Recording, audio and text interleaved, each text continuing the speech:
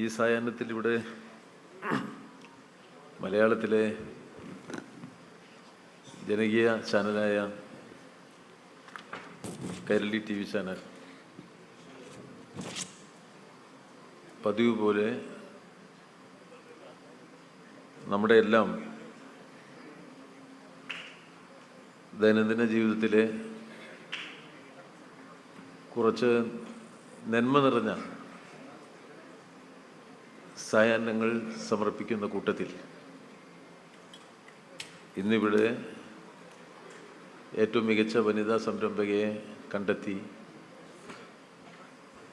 അവരെ ആദരിക്കുന്ന ചടങ്ങ് സംഘടിപ്പിച്ചിരിക്കുക. ഇതിൻ്റെ തുടക്കത്തിലൂടെ സൂചിപ്പിച്ചിട്ടുണ്ടാവും, ഒരു സമൂഹത്തിൻ്റെ പൊതുവായ വളർച്ചയിൽ നല്ല കാര്യങ്ങളെ കണ്ടെത്തി അതിനെ പ്രോത്സാഹിപ്പിക്കുക എന്നത് മികവാർന്ന സാമൂഹ്യ ദൗത്യമാണ്. പൊതുവെ ദൃശ്യമാധ്യമ രംഗത്ത് പ്രവർത്തിക്കുമ്പോൾ പരസ്പര മത്സര്യത്തിൻ്റെയും റേറ്റിങ്ങിന് വേണ്ടിയുള്ള പ്രവർത്തനങ്ങളുടെയും മേഖലയിലാണ് കൂടുതൽ ശ്രദ്ധിക്കുക. ആ നിലയിൽ ശ്രദ്ധ നേടുന്നതിന് വേണ്ടി ഏതളവ് വരെയും വ്യത്യസ്തങ്ങളായ മാർഗങ്ങൾ സ്വീകരിക്കുന്നത് നമ്മുടെ സമൂഹം കണ്ടു ശീലിച്ച ഒരു കാര്യമാണ്.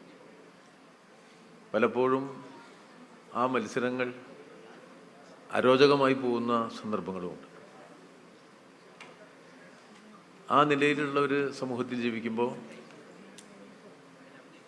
ദൃശ്യമേഖലയിലെ മാധ്യമങ്ങൾ തമ്മിലുള്ള മത്സരത്തിലെ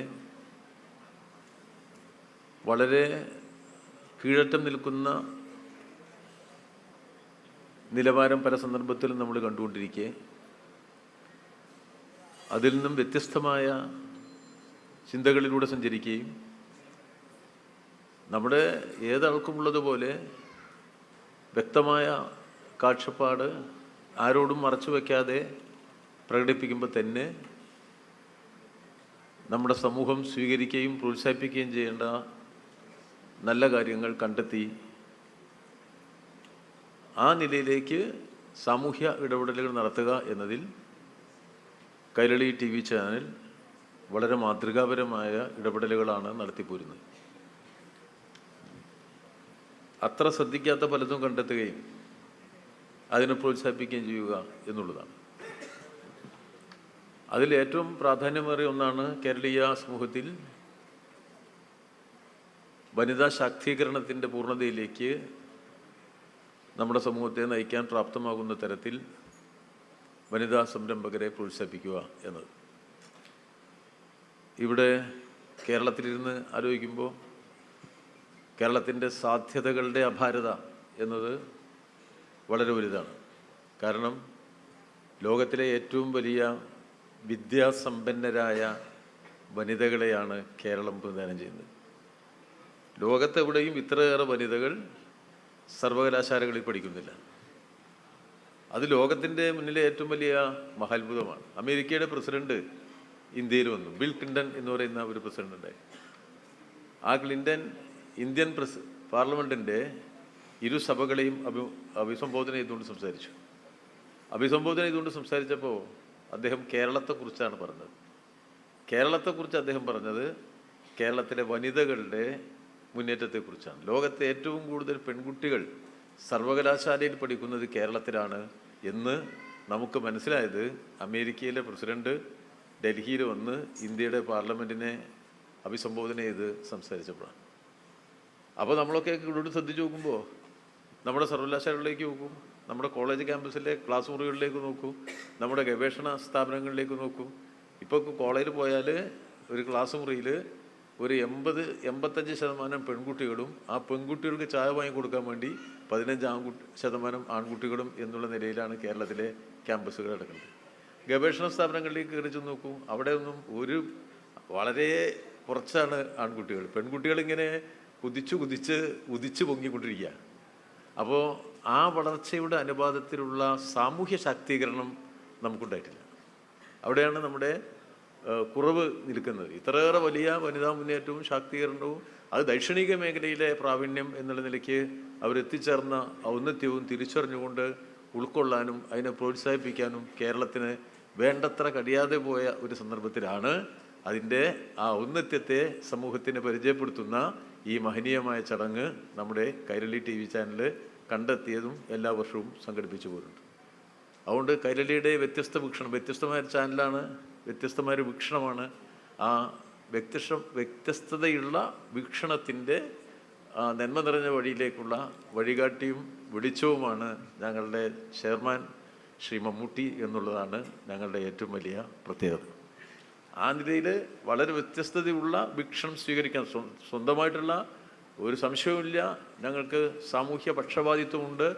സമൂഹത്തിലെ ദുർബല പക്ഷത്തോട് കൂടുതൽ പക്ഷപാതിത്വം പ്രകടിപ്പിക്കുന്ന ഒരു സംരംഭമാണ്. അതിൻ്റെ വ്യത്യസ്തത ഈ സമൂഹം അംഗീകരിച്ചതും സ്വീകരിച്ചതുമാണ്. ആ നിലപാടുകൾ സ്വീകരിക്കുമ്പോൾ തന്നെ പൊതുസമൂഹത്തിൻ്റെ നന്മകളെ ലക്ഷ്യമാക്കിക്കൊണ്ടുള്ള വളരെ ആരും ശ്രദ്ധിക്കാത്ത മേഖലകളിലെ ശ്രദ്ധേയമായ കാര്യങ്ങളെ പ്രോത്സാഹിപ്പിക്കുക എന്ന നിലപാട് കൈരളിക്ക് സ്വീകരിക്കാൻ കഴിയുന്നത്. അത് ചെയർമാൻ്റെ വ്യത്യസ്തത കൂടി ഉൾക്കൊള്ളുന്ന ഒരു കാര്യമാണ്. അതിൻ്റെ മറ്റു വിശദാംശങ്ങളിലേക്ക് ഞാൻ പോകുന്നില്ല. ഞങ്ങളുടെ ഒരു ആത്മവിശ്വാസത്തിൻ്റെയും കരുത്തിൻ്റെയും പ്രതീകമായിട്ട് അദ്ദേഹം ഉണ്ട് എന്ന് ഞങ്ങളുടെ ഏറ്റവും നല്ല കാര്യവുമാണ്.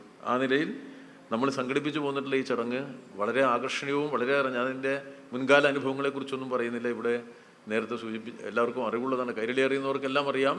ഒരുപാട് ആളുകളെ നല്ല നിലയിൽ കണ്ടെത്തി പ്രോത്സാഹിപ്പിക്കാൻ സഹായിച്ച ഒരു ചടങ്ങാണിത്.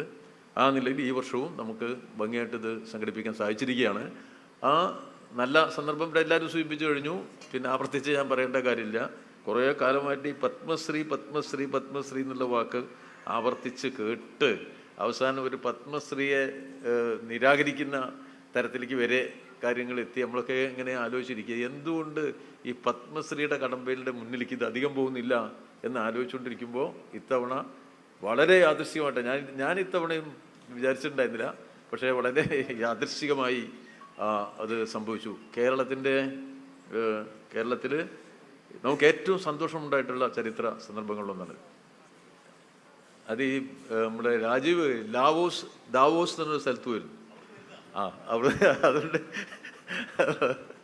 അപ്പോൾ നമ്മൾ ഈ സംരംഭകരെ പ്രോത്സാഹിപ്പിക്കുന്നത് പോലെ അദ്ദേഹം ദാവോസിൽ പോയി കേരളത്തിന് ധാരാളം നിക്ഷേപം കൊണ്ടുവരുമെന്നുള്ള പ്രതീക്ഷ നൽകിയ ഒരു സന്ദർഭം കൂടിയാണിത്. അപ്പോൾ ദാവോസിൽ നിന്ന് ധാരാളം പ്രതീക്ഷകളുമായി രാജീവും, എന്നാൽ നമുക്കെല്ലാം ഏറ്റവും വലിയ സന്തോഷവുമായി ഇന്നലെ നമ്മുടെ പത്മ അവാർഡ് പ്രഖ്യാപനങ്ങളും എല്ലാം നടന്ന വളരെ സംതൃപ്തിദായകമായ ഒരു സന്ദർഭത്തിലാണ് ഇത്തവണത്തെ ഈ ജ്വാല അവാർഡിൻ്റെ വിതരണം നടക്കുന്നത് എന്നുള്ളത് എല്ലാവർക്കും ആഹ്ലാദകരമാണ്. നമുക്ക് നല്ല നിലയിൽ ഈ നല്ല പ്രവർത്തനങ്ങളുടെ വലിയ തുടർച്ചകൾ നടത്താൻ കൈരളിക്ക് സാധിക്കട്ടെ. നിങ്ങളെല്ലാവരുടെയും പിന്തുണയുണ്ടാവണം, ചെയർമാൻ്റെ മുൻകൈ ഉണ്ടാവുമെന്നുള്ള വിശ്വാസത്തെ അടയാളപ്പെടുത്തി എല്ലാവരെയും അഭിവാദനം ചെയ്ത് ഞാൻ എൻ്റെ വാക്കുകൾ അവസാനിപ്പിക്കുക.